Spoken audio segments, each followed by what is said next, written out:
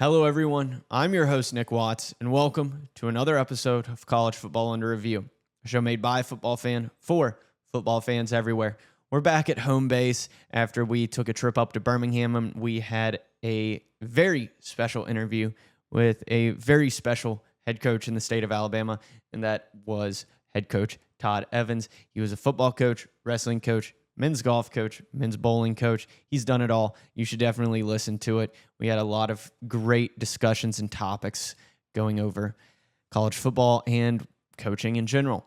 But today we have the last selection of topics kind of for our off-season discussion portion of the show in our yearly season. Now, what this means is that next week, we begin our deep dive into each conference and what we believe will be the outlook of each conference. We're going to do group of five together and do all those not individually by conference because that would take a while, but kind of as a whole. And then we are going to deep dive into each of the Power Four conferences and what we believe their season is going to look like. But in the show today, we have the topics of the University of Kentucky making moves to potentially revolutionize the way that college athletics are conducted and could be the future or downfall of how athletic programs in this country do business as they have shifted to an LLC. Next, we have the Pac-12 is back, not in their former glory, because that's a tough thing to achieve, but with Texas State agreeing that they will join the Pac-12 in July of 2026, as well as all the other proposed teams. This now gives the Pac-12 in 2026 the ability to be an official conference and league in the NCAA's eyes. And we are going to lastly discuss a team that has a lot of buzz kind of growing around them in recruiting and what they could potentially do in the Big 12 in their season. And that's the Texas Tech Red Raiders football program. At the end of the episode, I will obviously have something off my chest, but I won't be too fired up for this one. It's kind of more of a thought that I've had in the last week or so. But as we get into today's episode, let's take college football under review. So the University of Kentucky has done something to innovate their athletic program. Pretty shocking as they seemingly still believe in Mark Stoops. I personally don't. But the University of Kentucky's athletic department has officially become a limited liability company, an LLC, and they have titled it Champions Blue, that will be reporting to a board which includes the university president and a CEO. And that CEO is Keeneland Shannon Arvin. So this decision was based on the success that the school has seen with its health department. As since they shifted their health department to an LLC model for the university, they have had a lot more opportunities and profit shown with this model. So they're saying, hey, let's try it for sports. Now, this comes with the idea of new revenue streams and the ability to acquire inclusive TV deals and other profiting abilities. This could be the first step we see in maybe other programs like the Texas Longhorns who have the Longhorn Network. Maybe they're trying to start their own, and that would be very interesting. But this is an attempt to respond in a positive way, as I think other programs are finding other means to meet criteria to pay their athletes, and Kentucky seemingly said, you know what, we're going to just make it an LLC, and we're going to try and do this and lead the way, which I think could give them a leg up and kind of get an edge over the competition with all these programs if they, think that this isn't a smart idea, because there, in my opinion, could be a lot of Title IX problems that arise.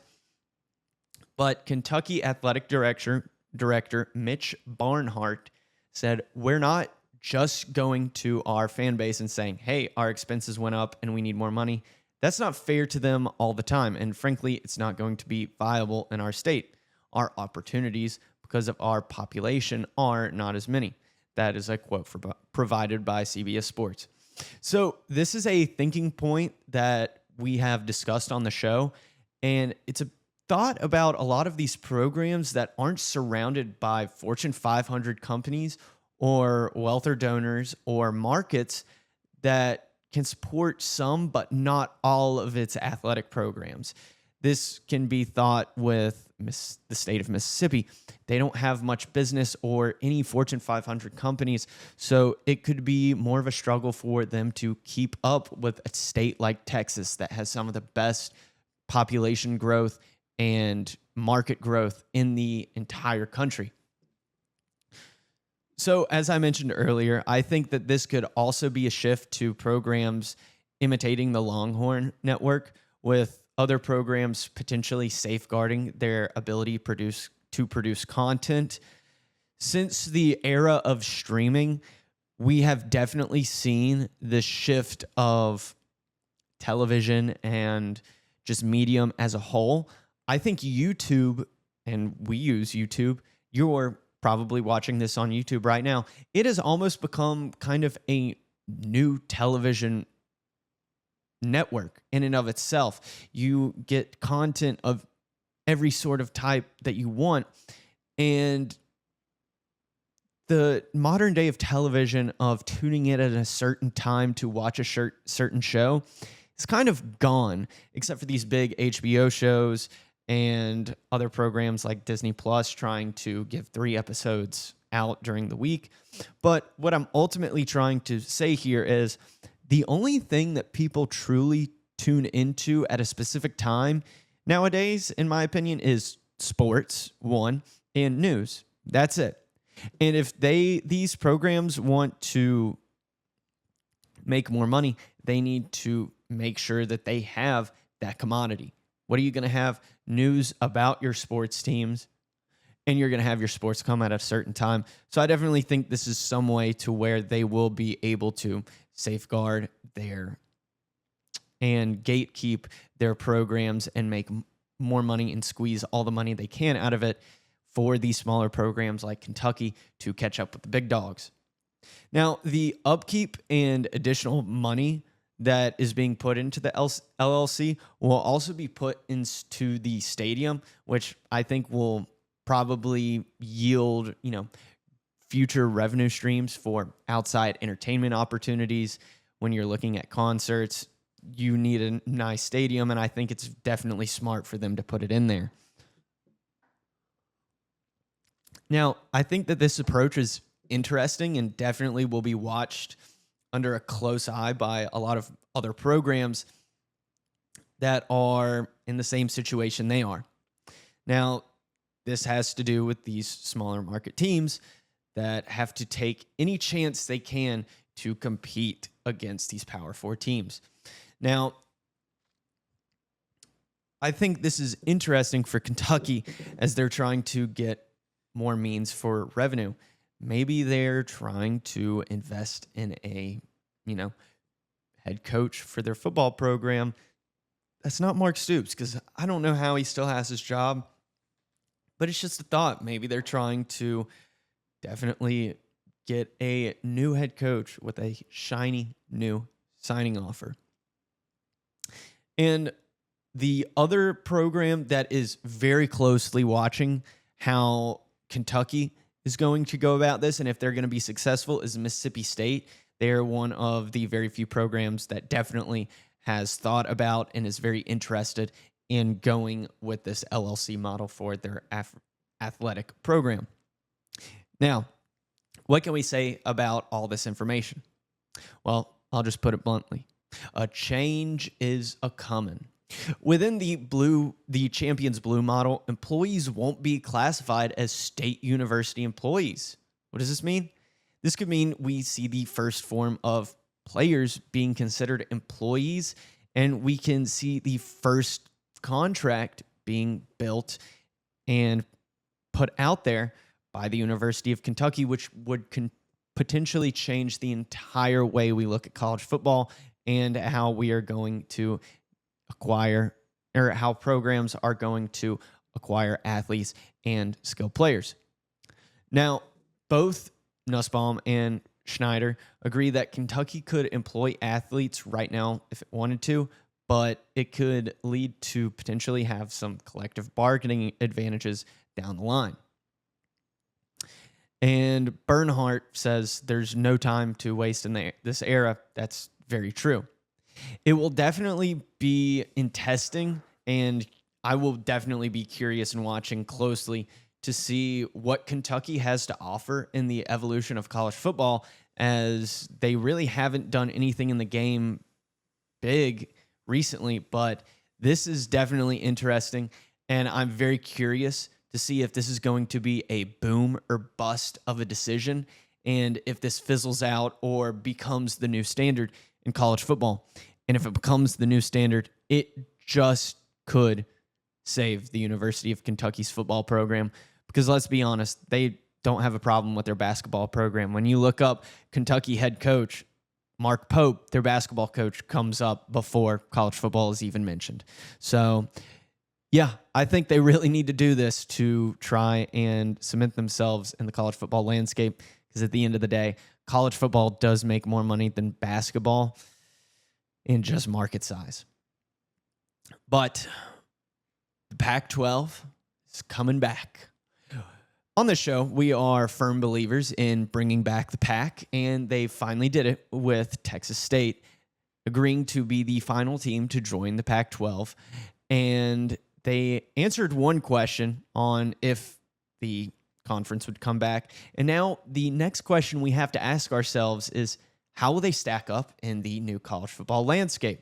I definitely don't think they're going to be a Power 5 and take that spot again, though I do think that they have the ability to be the fifth best conference, though I just don't think that they have the teams or market yet to do that or take back the Power 5. But Texas State, along with San Diego State, Fresno State, Boise State, Colorado State, Utah State, Gonzaga is basketball only, and they are all set to join the Pac-12 conference, which currently has just Oregon State and Washington State in July of 2026. So this will take effect next offseason. These are all states. So I don't know if they're going to try and rebrand the conference name, though I don't think they will, just because the conference name has so much. They definitely won't do it this year because they have that deal with the Rose Bowl.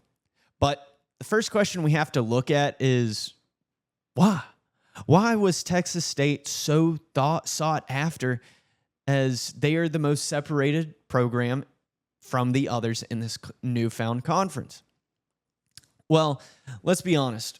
When they say everything is bigger in Texas, and that is very true when it comes to their economy and growth as a state, it can't hurt to have a footprint in that state when it comes to recruiting and the market size that it gives you. This asset in the conference will allow for the expansion of viewers inside of the state of Texas and gives them a regional stake within the area. Texas is one of the biggest producers of college talent, and let's be honest, just football talent in general. And now that the conference has officially been able to survive after the mass exodus of the original Pac-12 teams, this conference presents an interesting situation, as we're going to see how the media will regard them in 2026, both in prestige and competitors within the college football world. It'll be interesting to see how they phrase the Pac-12 if they keep that name, because it's definitely not the conference and league that it used to be. And the big question is, can the Pac-12 be the fifth best conference? This is asked because they definitely have the potential to be the fifth best, especially if Boise State is able to get their foot in the door again to the college football playoff. And if they could win a game, that would be huge for their program. It would be huge for the Pac-12. But I still think that they will not be considered a power conference anytime soon because they still have a big jump within the Power Four programs in not only player depth and skill, but as well as market size and demand that the Power Four programs hold in the college football world. It's something we can't get over. It stinks, but I think that there are just not enough big dogs in this new conference for anything to really hold weight. I think that the markets are way too small. Texas State is the only large market they have. The only hope that I think that they would be able to have in making a splash is if they can get maybe just one team in the playoff race every year. That would be huge. This is the kind of conference that is definitely going to be wanting that 16-team playoff, but sadly, they don't have a vote. They don't have a vote right now because Oregon State and Washington State don't have those 8 teams this year, so they can't vote for that playoff expansion and what it's going to look like.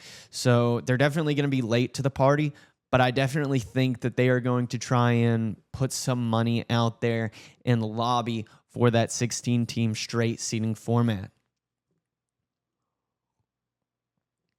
But all in all, I think it's very good that the PAC is back. And I think that we are going to have a lot of fun and there's going to be a lot of discussion and seeing if they can get any more teams. But right now, I doubt that they're going to be gung-ho about getting more teams, but we'll see if anyone wants to put an offer out there. So one team that is slowly gaining momentum as the season draws near is none other than Texas Tech. And it seems there has been a lot of buzz around this team, not only in its coach, but its transfers and high school commits this offseason. It's no shock that, as we discussed earlier, when it came to Kentucky forming an LLC, that the state of Texas will be a powerhouse for NIL in the future and future to come. Texas Tech ramped up its spending across all of its sports program, all of its athletic department, and this was very evident when they paid their softball pitcher $1 million in NIL money. Now, Texas Tech was able to achieve the second-ranked transfer portal class with 13 blue chip additions, and if you don't know what blue chip is, that's 4 or 5 star. These are typically power conference players. They don't typically go to the group of 5 schools, but the Red Raiders had to get these transfer players since they had to overhaul their defense, which was anything but dominant last season. Their entire defensive line is now composed of transfer players, and there's only 4 returning starters that will be present on the defensive side of the ball, which is crazy when you hear about this. We saw what happened with FSU this last season that has attempted to use the transfer portal as a plus and use it to overhaul certain aspects of your roster. Though I think that they definitely did it wrong. It's going to be interesting to see what Texas Tech can do with their transfers. But all in all, they are confident in their returning quarterback, Baron Morton, who returns as their starter after last season threw for over 3,000 yards, 27 touchdowns, and had only 8 interceptions. After the departure of their electric running back, Taj Brooks, as he went to the NFL draft, a duo of backs in Quentin Joyner from USC, one of those transfers, and Jacoby Williams, who is a running back for Texas Tech that's returning, who looks to be a strong, elusive back for the Red Raiders, and I definitely am excited to see him in a lot of electric plays, especially with how they're going to use them in their offense. Now, their head coach, Joey McGuire, has gone 23 of 16 during his current stint at Texas Tech with 3 winning seasons. This is his first head coaching job. But with the influx of cash and talent from the portal, it seems though the pressure has been amplified just a little bit to achieve a 10-win season. As he's definitely not in the hot seat, let's be honest. There are a lot of other coaches that are in the hot seat a lot more than him. His coaching peers inside the Big 12 claim that he would potentially fail the program, and it would be a failure of a season if he did not give the Red Raiders a double-digit winning season. Now, he has yet to have a losing season, but he did lose to Arkansas in the bowl game last year. So it's going to be very interesting to see how they go. And we're claiming them as a dark horse because whenever you have all of these transfers, portal players that come in, it's very tough to figure out what it's going to look like. It's going to be tough to see where they stack up, as I just don't believe that the transfer portal is reliable yet. No one has seemed to be able to crack the code, but we're going to see if Texas Tech has been able to crack the code. And as more and more teams use the transfer portal to potentially jumpstart and use a fast method to reach success, like I said, we have yet to see anyone successfully use the transfer portal as a roster overhaul that yields positive returns. I definitely think Texas Tech has an opportunity to shake up the conversation of the playoffs as we move throughout the season, and it's going to be one of the most exciting Big 12 races. Right now, they're kind of projected to be in that third slot, and I think that's because they have a very tough October and November schedule, and there's a midseason stretch where they will be going and playing Arkansas, Arizona State, Oklahoma State, Kansas State, and BYU. And these programs are all strong contenders for the Big 12 title race. But we're definitely going to be going under review and having a lot of fun discussing the Big 12 and what that conference is going to look like and how Texas Tech could potentially run away with it, but it's looking doubtful as Arizona State and Kansas State are the front runners to win that conference. So all those topics went a little fast, but let's be honest. We're in the lull of the offseason, and we are about to yield a lot of positive returns when we go under review for each of these conferences. But because of all of the 3 topics for our show were fast, I've allowed myself to take the time to have a in-depth off my chest. You may be saying, oh, why is he not fired up? Because I'm not really wanting to get fired up for this. We need to have a serious discussion about this. I got to get off my chest that the cabal out there of fans who are pessimistic about the way college football is heading.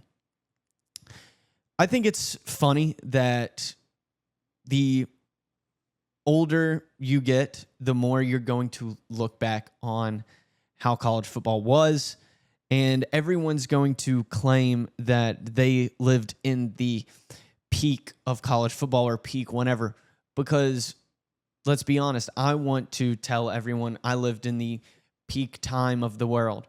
Doesn't everyone want to claim that? Everyone kind of has that mantra and thought process, and I think that's because it's nostalgic. You ask someone that's 70 years old, they're going to say, oh, well, the AP poll was the best way to do it, and that was the best era of college football. You're going to have people in their 30s and 40s and say, yeah, the AP era was pretty fun, pretty awesome. There were some great teams, but that BCS era, that was something special. That was better. that had a lot of fun teams, that had some of the best national championships. And you're going to get people like my age.